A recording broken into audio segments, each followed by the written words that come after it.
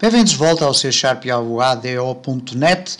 Vimos então no vídeo anterior aqui como implementar um sistema que nos permite então ir adicionando valores a uma tabela, uma data table, através do objeto data row e depois apresentá-los aqui numa list box.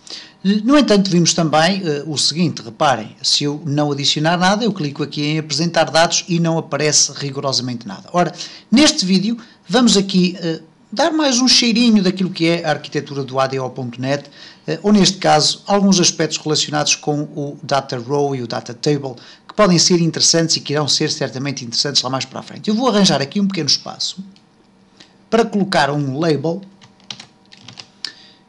e este label vai ter a seguinte descrição, label resultados, ok?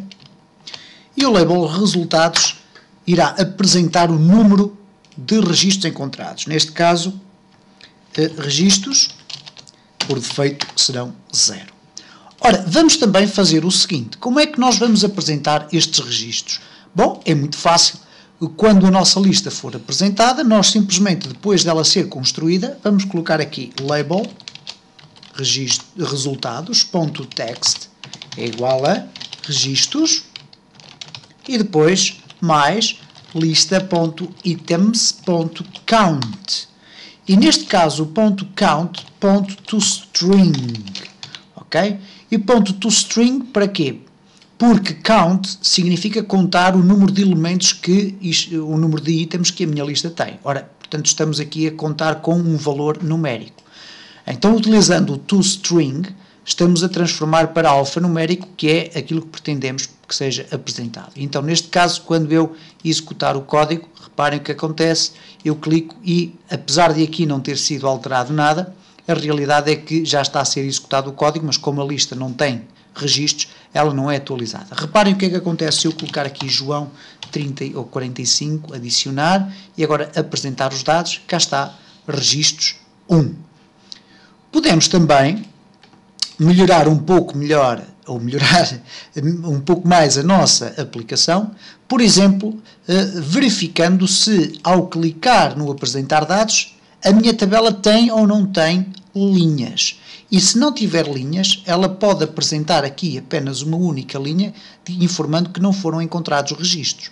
Então vamos ver como é que nós podemos fazer isso. Neste caso, lista items.clear fica, e aqui vamos fazer a verificação da existência de registros na tabela.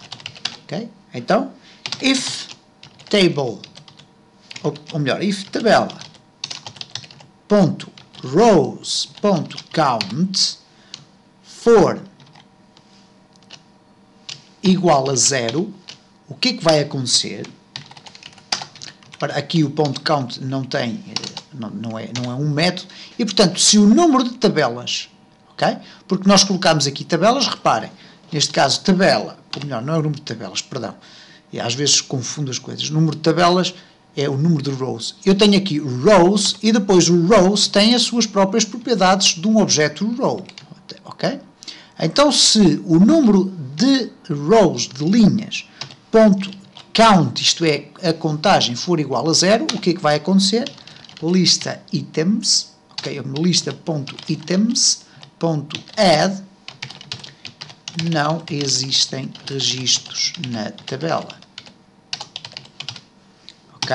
E, obviamente, o label, esqueci-me de colocar ali no fim o ponto e vírgula, o label resultados.text será igual a registros 0 e depois return, para que o resto do código não seja necessário executar, ok? Então, vamos aqui executar o nosso código e reparem o que é que acontece, apresentar dados, não existem registros na tabela. Quando eu coloco aqui João 45, adicionar, e faço apresentar dados, automaticamente os dados são apresentados e os registros são atualizados. Eu posso, inclusive, melhorar um pouco mais a minha aplicação fazendo o seguinte. Sempre que eu adicionar, ele vai verificar se os dados estão todos preenchidos. Depois vai adicionar uma nova linha à tabela. depois prepara tudo para que seja feito um novo registro.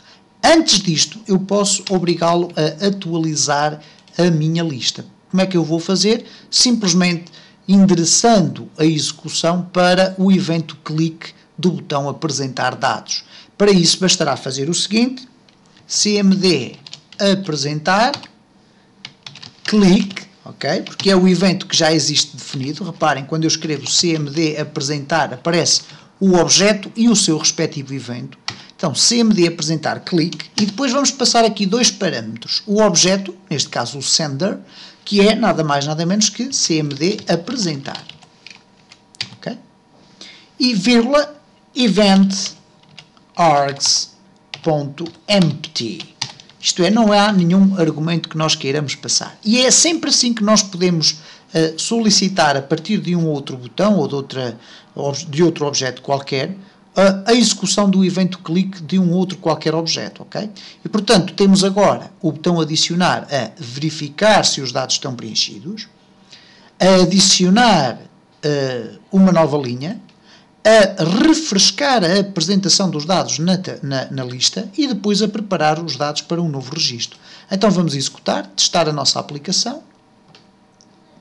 Ok, cá está a adicionar, os dados não estão completos, então vamos colocar aqui João 45, adicionar, e reparem o que é que vai acontecer à minha lista.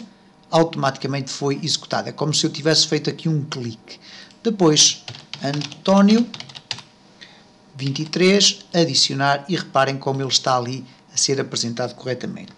Joaquim, okay, 56, adicionar, e cá está. E, portanto, aos poucos nós vamos aqui vendo de que forma é que, através da Data Table e do Data Row, nós podemos utilizar aqui um mecanismo baseado na arquitetura do ADO.NET, que é essencialmente constituído por dois grandes grupos de objetos. Os objetos relacionados com o dataset, que é o conjunto de objetos incorporados dentro do dataset, que é o data table, data column, data row, etc., etc., que permitem guardar dados na memória do computador, e assim que a aplicação é encerrada, automaticamente todos os dados que estão registados na memória também são encerrados. E depois, tudo aquilo que tem a ver com o Net Framework Data Provider, isto é, os provedores, as bibliotecas que nos permitem comunicar com os diferentes tipos de provedores de bases de dados. E nesse campo depois iremos ver então o que é uma ligação à base de dados, o que é um comando, o que é um data reader ou um data adapter, etc.